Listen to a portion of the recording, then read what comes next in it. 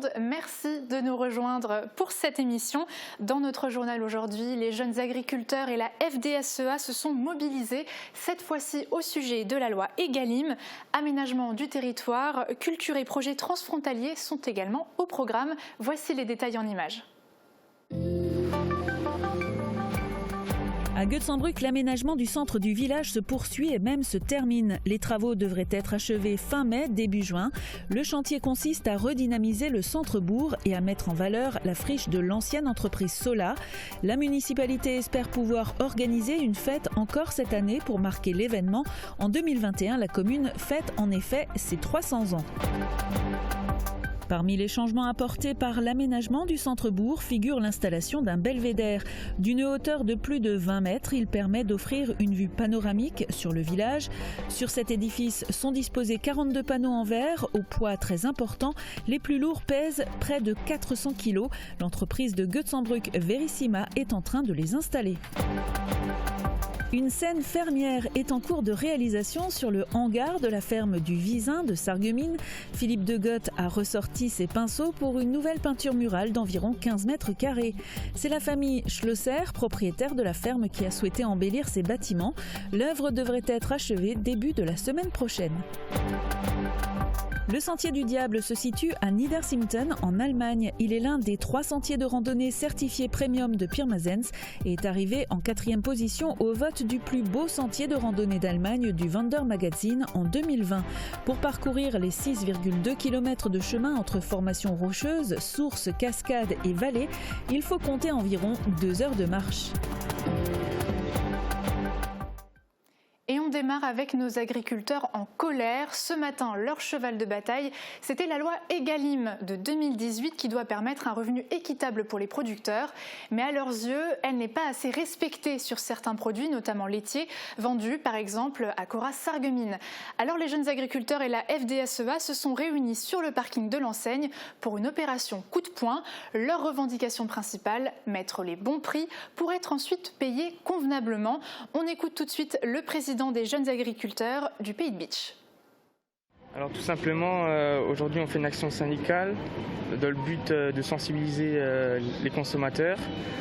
Donc l'objectif c'est de sticker tous les produits tous les produits où la loi Egalim n'est pas appliquée. Donc aujourd'hui on a visé les produits laitiers, donc 4 produits, le lait demi-écrémé, les yaourts, le gruyère râpé et les camemberts. Donc il y a un prix de base qui a été défini par la loi Egalim donc, en 2018, donc ça fait maintenant 3 ans. Et c'est toujours pas appliqué dans de nombreuses grandes surfaces. Donc le prix de base pour le lait demi-écrémé c'est 0,74 centimes du litre. Pour les yaourts c'est 1,34 € par kilo. Pour les mentales 6,23 € du kilo. Et le camembert 5,80 centimes du kilo. Donc tout simplement, pourquoi on veut juste sensibiliser les gens pour leur montrer qu'on n'est pas assez rémunéré sur ces produits et qu'il faut acheter les produits qui dépassent ce prix. Un sujet plus complet à retrouver sur notre page Facebook aujourd'hui et dans nos prochaines émissions. 300 ans, ça se fête, c'est le souhait de la municipalité de Goetzenbruck qui a coché la date du 3 juillet 2021 sur son calendrier. Alors malheureusement, les restrictions sanitaires pourraient empêcher les festivités de se dérouler. En tout cas, le décor, lui, est quasiment terminé. L'aménagement du centre-bourg devrait même être achevé fin mai, début juin. C'est un reportage de Guillaume Dumonteil. Modifier le centre du village sans oublier le passé. Cette phrase pourrait résumer les travaux actuellement en cours à Goetzenbruck et qui sont sur le point de se terminer. L'entreprise Vergo, puis Sola, a fait la renommée du village pendant des décennies avant de fermer définitivement ses portes en 2006. Il restait à cet endroit une friche industrielle. Les travaux actuellement en cours ont pour objectif de la mettre en valeur et par ricochet également le centre du village. On commence à avoir une idée de ce à quoi cela va ressembler. Il y aura plus de places de parking qu'avant et puis il y a aussi une cour intérieure qui a été aménagée, qui est garnie autour par des gradins qui permettront de voir des spectacles, par exemple fête de la musique ou une pièce de théâtre on pourrait faire de ces représentations-là, vous voyez. Donc ce sera aussi un peu culturel. Et puis on n'a pas oublié les arbres. Il y aura aussi une aire de jeu pour les jeunes, ainsi qu'un belvédère partiellement vitré. Les travaux devraient s'achever fin mai, début juin. Il reste encore les réseaux à poser et le macadam à réaliser. Le maire espère pouvoir inaugurer ces aménagements encore cette année. Il voudrait pouvoir organiser une fête le 3 juillet prochain. Ce serait quand même bien si on pouvait maintenir les festivités cette année, hein, parce que bon, c'est cette année que le village a 300 ans. Mais bon, si la crise sanitaire ne le permet pas, il faudra bien décaler. En cette année 2021, le village fête en effet ses 300 ans.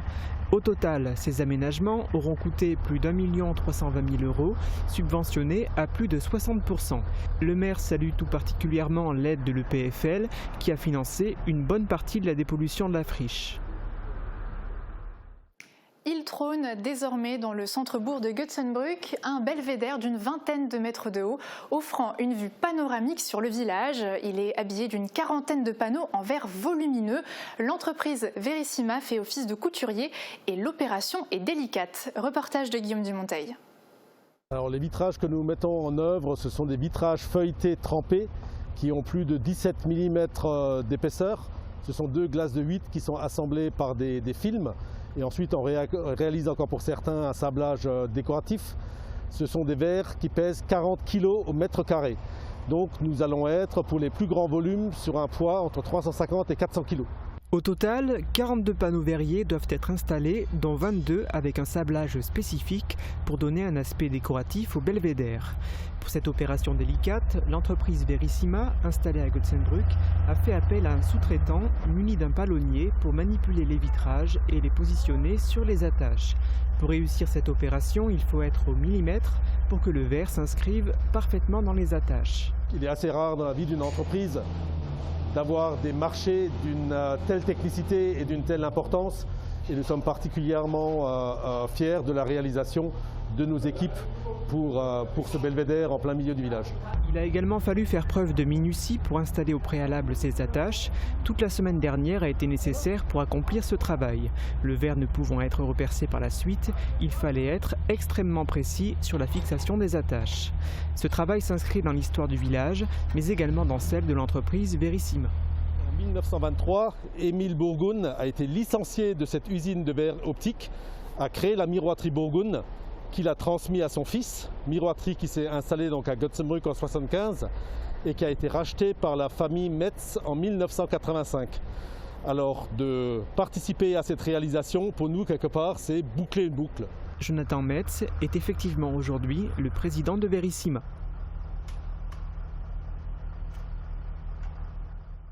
Allez, on marque une petite pause. Juste après les prévisions météo, on passera de l'autre côté de la frontière pour notre émission Grenzenlos. Christelle nous parlera culture, eau potable et randonnée. A tout de suite. La météo vous est présentée par le Crédit Mutuel. Une banque qui appartient à ses clients, ça change tout.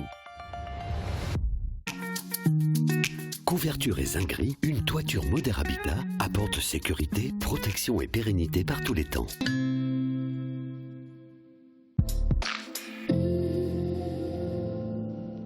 Bonjour tout le monde, on va pouvoir passer un beau week-end sous le soleil. Quelques nuages seront présents mais ne vont pas empêcher les températures de remonter. Les minimales restent fraîches avec 2 à 4 degrés et les maximales iront de 10 à 13 degrés. Demain, pensez à souhaiter une bonne fête aux Anissés et il fera jour de 6h35 à 20h26. Passez tous un très beau week-end et à demain. Merci d'avoir suivi la météo avec le Crédit Mutuel. Une banque qui appartient à ses clients, ça change tout. Mettez le meilleur de l'Italie dans votre assiette avec l'Italia del Gusto. Charcuterie, fromage, olives, vin et plats cuisinés. En ce moment, chez AVS Médical, nos orthopédistes diplômés d'État vous offrent un bilan podologique complet sur rendez-vous. Elles fabriqueront ensuite des semelles sur mesure pour vos chaussures du quotidien, chaussures de sport, de sécurité ou pour enfants. Découvrez aussi notre gamme de chaussures thérapeutiques et de confort pour pieds sensibles, douloureux ou opérés. Nouvelle collection printemps-été maintenant disponible dans nos centres de santé de Sarreguemines et Morsbach. AVS Santé, notre métier, vous accompagner. À À suivre, Grenzenlos. Au sommaire de l'émission ce mois-ci, rencontre avec Honey Creek, un groupe de musique franco-allemand. On laissera ensuite les instruments de côté pour découvrir un sentier de randonnée. Et direction Sarrebruck, où la start-up Blue Future Project a développé un concept pour rendre l'eau potable accessible à tous. Avant cela, on s'intéresse à la culture. Christelle a rencontré Sébastien Rouland, chef d'orchestre à Sarrebruck. Et en ce qui me concerne, eh bien, je vous dis à très vite.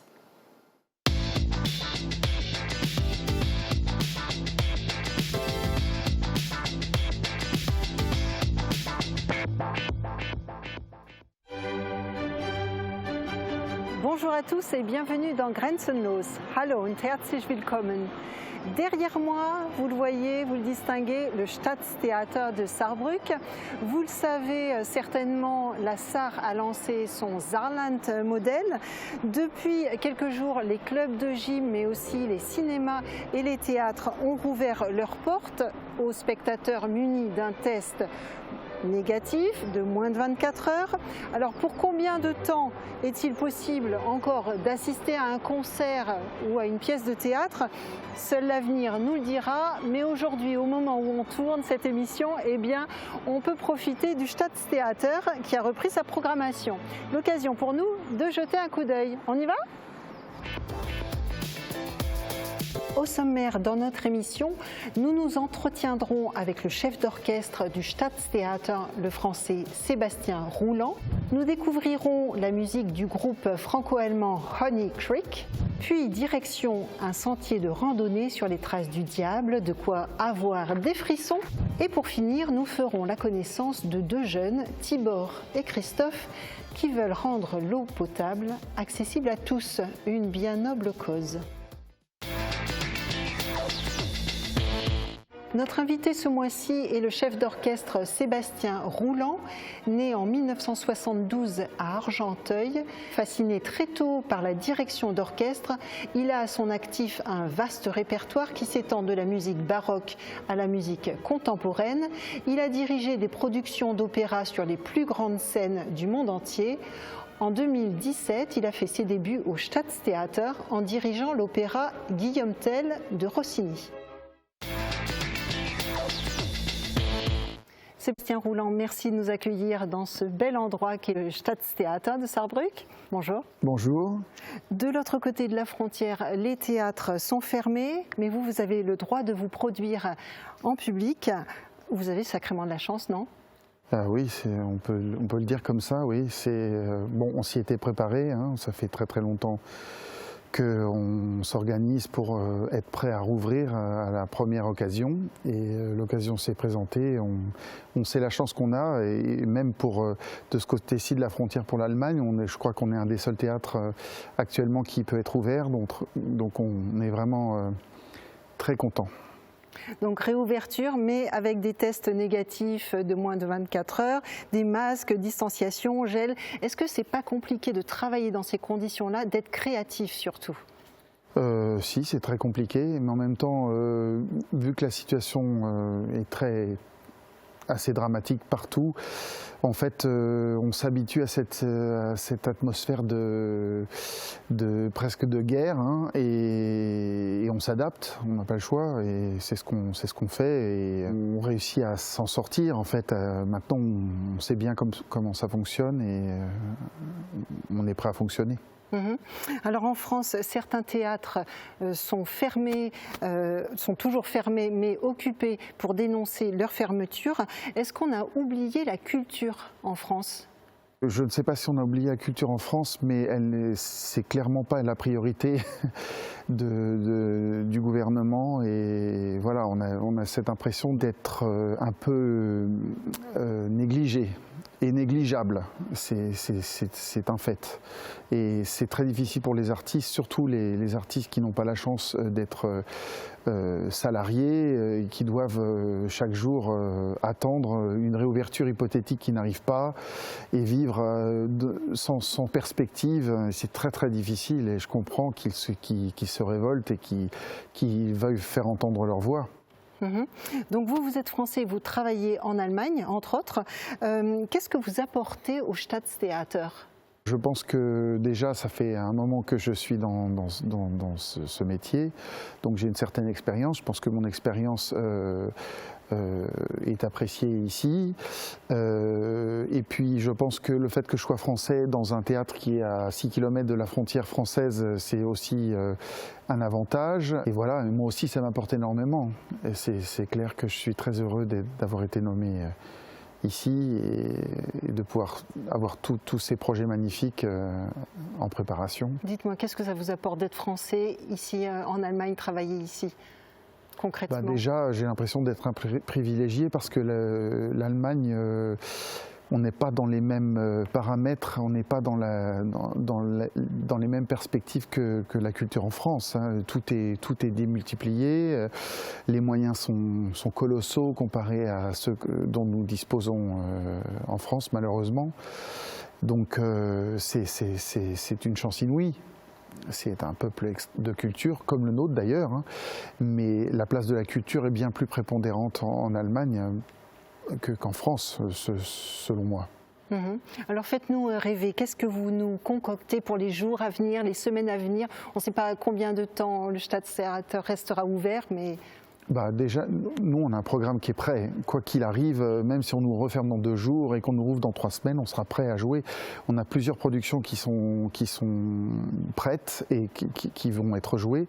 Là, on va avoir la chance de faire la première d'une production contemporaine du compositeur français Pascal Dussapin, qui s'appelle Macbeth Underworld. Le spectacle a été répété, joué jusqu'à la Générale, enregistré, et donc si tout va bien, on va pouvoir jouer la première la semaine prochaine. On a une opérette qui est jouée en ce moment, Im Weißen Rössel. On a des productions de ballet, on a des productions de théâtre, et puis on a aussi la saison symphonique. On a joué un programme dimanche et lundi qui a été avec public, c'était magnifique. Ça faisait des mois qu'on n'avait pas joué devant un public, donc c'était merveilleux. Moi, j'aurai la joie de diriger encore 2 programmes symphoniques avant la fin de la saison, un fin mai, un fin juin. On prépare déjà la saison suivante, on va commencer les répétitions d'une nouvelle production de Ariane Anaxos. Et puis j'aurai le plaisir de jouer une nouvelle production d'Alcina de Handel. Et puis si tout va bien, tout ça, ce sont des productions qui sont prévues dans des effectifs réduits encore, parce qu'on sait qu'on ne va pas sortir encore demain de cette pandémie. Donc on a adapté nos programmes pour pouvoir avoir des orchestres moins gros, qui puissent tenir dans une fosse, enfin que ça soit possible de faire des spectacles dans des conditions normales sur scène.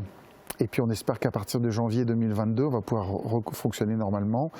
Et là, ça va être la fête. On va avoir une nouvelle production de Turandot de Puccini. J'aurai la joie de faire une nouvelle production de Tristan et Iseut de Wagner. On espère pouvoir remettre en route notre Ring, parce qu'on avait commencé une nouvelle production du Ring qu'on a dû arrêter le jour du premier confinement et qu'on n'a toujours pas pu reprendre. Et voilà, donc les projets, on en a énormément. Voilà. Je comprends que les projets ne manquent pas. Oui. Écoutez, on croise les doigts pour que tout se réalise. Merci beaucoup pour cette interview. À bientôt. Merci.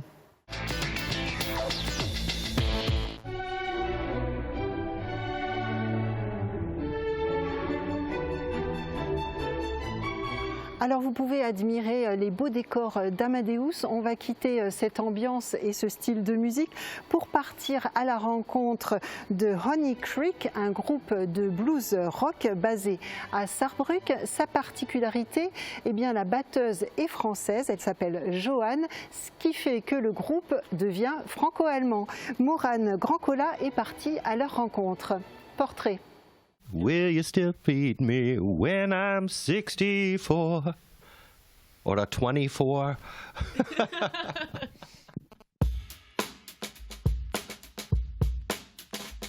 Wir sehen uns als Band. On se considère comme un groupe, mais les membres qui sont à l'origine de nos chansons, c'est Michael et moi. On écrit les chansons. On est ensemble depuis le début. Michael a eu l'idée du groupe et nous avons ensuite tout construit ensemble.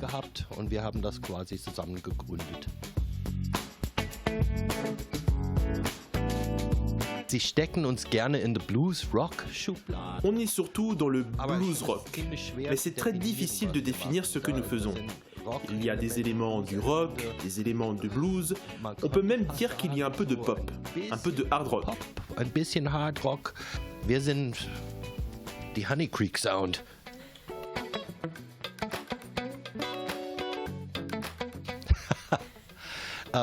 Das ist tatsächlich eine kleine witzige Geschichte. Ça, c'est une histoire amusante. J'étais dans l'Iowa et j'ai traversé le pont Honey Creek. Et j'ai trouvé ce nom super. Und ich fand die Name einfach so gut. Und das habe ich immer ein bisschen Et donc, je l'avais toujours un peu dans la tête pour un nom de groupe. Dieser Name verdient. Michael m'a contacté dans un premier temps par message grâce à un ami commun qui m'avait vu en concert et qui pensait qu'on pourrait bien s'entendre. Et suite à ça, on a organisé une rencontre pour faire une répète et on a eu la chance de très bien s'entendre malgré les différentes langues qu'on emploie pour se comprendre. Ça roule vraiment super pour nous. Alors me concernant, c'est vraiment un enrichissement, alors sur le plan musical bien sûr, parce que les James, Michael et Sébastien ont tous les trois une grosse culture musicale, donc c'est enrichissant sur ce point-là, mais aussi culturellement, parce que du coup les Allemands ont vraiment une culture différente de la nôtre, et c'est super pour moi d'apprendre sur ces deux plans-là, personnel et culturel et musical. Wir haben im letzten Jahr 4-mal gespielt. Das war natürlich sehr wenig, weil wir sonst. On a seulement joué 4 fois. C'est évidemment très peu. Normalement, on fait entre 30 et 50 représentations par an. En période Covid, c'est très difficile de se rencontrer. Mais on travaille quand on peut se voir. En attendant, on écrit des chansons, des choses comme ça. Platten raus und machen so unser Ding.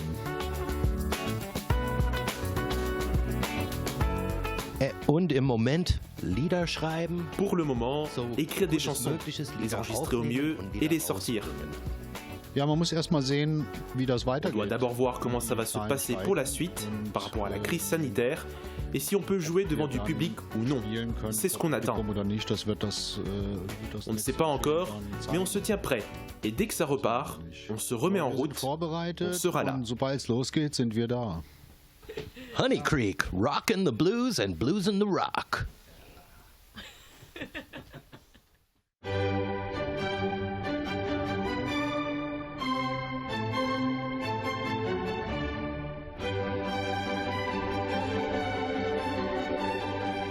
Gerade zu Pandemiezeiten ist der Gang in die Natur eine sichere und entspannende Möglichkeit, die Freizeit zu verbringen und auf andere Gedanken zu kommen.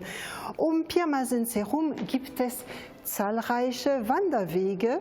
Ein sogar ausgezeichneter Premiumweg befindet sich im Gersbachtal. Er heißt Teufelspfad. Jens Scherer hat seine Highlight besorgt.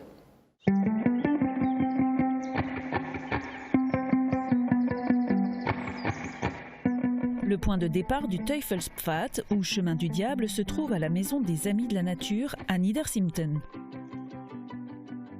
Pour les 6,2 km de sentier, il vous faudra environ 2 heures de marche. Ce sentier impressionne par sa diversité qui ravit petits et grands. On déambule de formations rocheuses bizarres à de nombreuses sources et cascades jusqu'à des vallées follement romantiques avec la flore et la faune du Gersbach. Le chemin est une vitrine pour la ville de Pirmasens.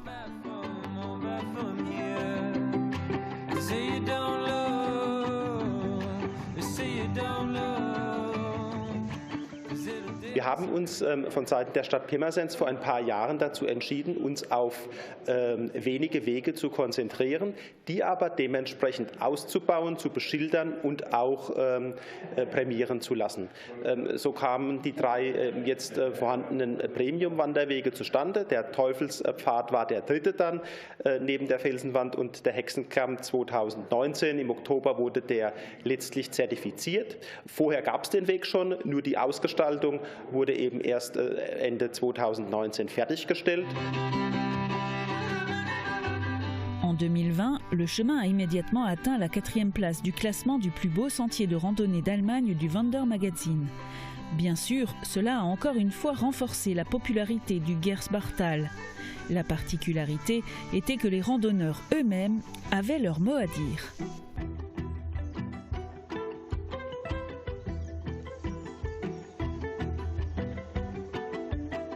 Abstimmen konnte man auf jeden Fall. Wir hatten das auch beworben. Es haben sehr viele Pirmasенser für ihren Weg votiert, aber auch viele Auswärtige. Aber letztlich der 4. Platz ist auch ein toller Erfolg deutschlandweit, der sich durchaus sehen lassen kann. Und wir haben das auch gemerkt an den Besuchern, gerade an den Wochenenden. Das ist noch ungebrochen, der Zulauf. Unsere 3 Wanderwege sind sehr stark frequentiert.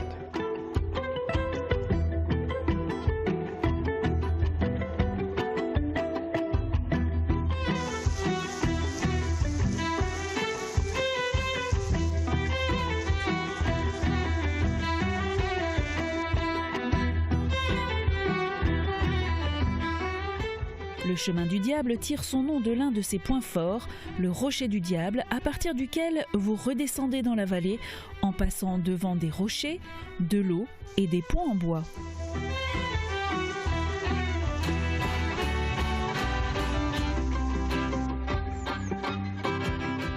La petite jetée du 3e étang est également particulièrement appréciée des photographes amateurs.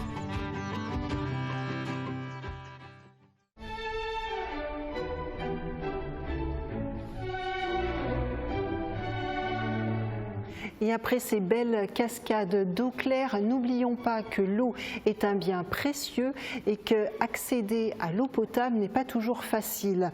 C'est ce qu'ont pu constater 2 jeunes de Sarrebruck, Tibor et Christophe. Ils ont fondé en 2018 une start-up qui vise à apporter une aide concrète à des pays d'Afrique de l'Est en accédant à l'eau potable grâce à un nanofiltre. Ophélie Blechner nous en dit plus. Nanofilter, c'est le nom de ce filtre. Fini les installations compliquées et imposantes, ce petit appareil est autonome. Il fonctionne sans électricité et on peut le transporter partout. Quant à son utilisation, elle est très simple, comme nous l'explique Tibor, cofondateur du projet Blue Future. Der Filter funktioniert komplett ohne Strom und chemische Zusätze, sondern basiert auf einer Nanomembran, also Nanomaterialien. Darüber hinaus ist es ein Mehrphasensystem, also kann auf die lokale Verschmutzung angepasst werden und ja, funktioniert so, dass es erst durch Sand, dann durch Aktivkohle läuft und dann halt eben durch diese Innovation, durch die Nanomembran und die Nanomaterialien und dann kommt das Wasser unten sauber raus und es filtert halt Viren, Bakterien, Schwermetalle, Gifte und so weiter und so fort. La jeune entreprise allemande coordonne la distribution des filtres. Elle permet ainsi aux particuliers de produire de l'eau propre qu'ils peuvent ensuite vendre à des prix abordables. Und damit hat man halt diese Nachhaltigkeit geschaffen. Auf der einen Seite bezahlen die Menschen zwar für ihr Wasser, aber sparen am Ende des Monats haufenweise Geld, weil sie nicht mehr ins Krankenhaus müssen, nicht mehr für Medizin bezahlen müssen. Und auf der anderen Seite hat die Stationsleiterin halt ein Einkommen, zahlt Steuern, was den Staat langfristig unabhängig macht und die Instandhaltung des Ganzen ist gewährleistet. Also das bedeutet, wir müssen nicht immer und immer und immer wieder Geld rübersenden, damit das funktioniert, sondern das ist eine einmalige Investition und dann durch diese Wirtschaftlichkeit hält sich das Ganze dann über die nächsten Jahre. Dans le bureau de Tibor et Christophe, sur le mur de briques, trône une photo grand format d'un homme en polo bleu. L'homme sur la photo, c'est Asquar Ilunga, chimiste tanzanien et partenaire du projet. En 2015, avec son modèle de nanofiltre d'épuration d'eau, il a obtenu le prix de l'innovation africaine de l'Académie royale d'ingénierie de Grande-Bretagne. Ensemble, ils offrent un accès durable à l'eau potable dans les communautés tanzaniennes en créant des emplois et des perspectives. Ils travaillent avec des partenaires locaux pour la population locale. Jeunes, dynamiques et ambitieux, les porteurs du Blue Future Project souhaitent vraiment faire bouger le monde. Dans les 4 années à venir, ils envisagent d'équiper les zones rurales de Tanzanie de 500 stations d'eau supplémentaires. Ils ont déjà réussi à convaincre un producteur d'eau minérale de la région qui embouteille de l'eau à leur label. Certes, un petit manque à gagner pour les projets d'eau en Tanzanie, mais l'essentiel est de se faire connaître. Et si vous avez envie de soutenir le projet de Tibor et Christophe qui sont toujours à la recherche de sponsors et de partenaires, eh bien le site s'affiche à l'écran. Voilà, l'heure est venue de refermer cette émission transfrontalière. Merci de l'avoir suivie. Si vous souhaitez la revoir, par exemple, dans sa version en allemand, vous pouvez vous rendre sur le site d'OKTV Südwestpfalz. En revanche, pour la version française, c'est sur TV8 et Mosaïque Cristal. Au plaisir de vous retrouver le mois prochain. Tschüss, bis bald.